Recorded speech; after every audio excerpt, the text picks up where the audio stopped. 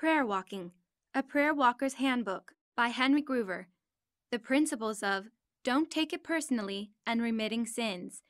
Introduction. I was at a convention not long ago with a very well-known Bible teacher. We both held teaching sessions, but I felt very small and inadequate in the presence of the spiritual giant. He had a way with the Word, teaching profound truths and bringing forth depths of revelation that made me feel like I was still learning my ABCs. Yet, the Lord used both of us in those meetings, one complementing the other, and because of the work that was done, our hearts became knit together. This great Bible teacher stood up in one of his sessions and said, "You know something?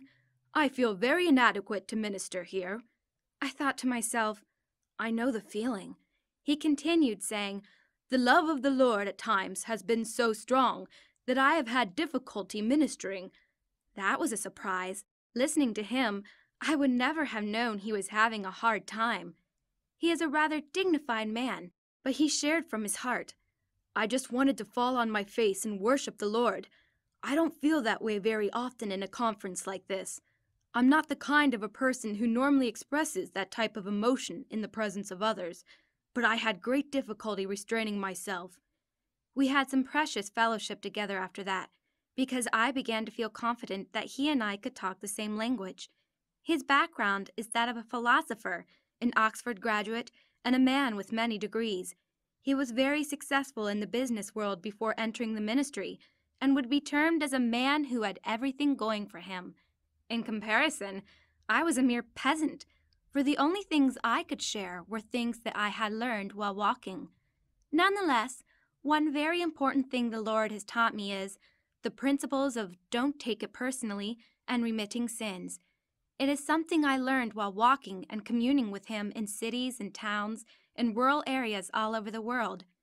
It was learned while simply putting one foot in front of the other, little by little, from time to time, often while being reduced to nothing, or while filled with fear and trembling for this life. It was learned while surrounded by armed gangs, where there was no way out except to try and run through them. It was learned while out in the wilderness, where there were wild animals all around me. It was learned in situations where my own family was under siege, and I knew not what the outcome would be. It was also learned in situations where I knew I had to put these principles into practice, but my flesh did not want to. My flesh wanted to run and hide, or to go home and forget the whole thing. But do you know what? I did not go home. I did not run and hide. It was in those dire situations I learned that when I was weary or fearful, the most comforting place I could find was right between the covers of God's holy word.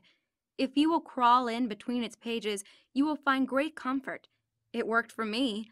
David said it perfectly in Psalm chapter 34, verse 4. "I sought the Lord, and He heard me and delivered me from all of my fears."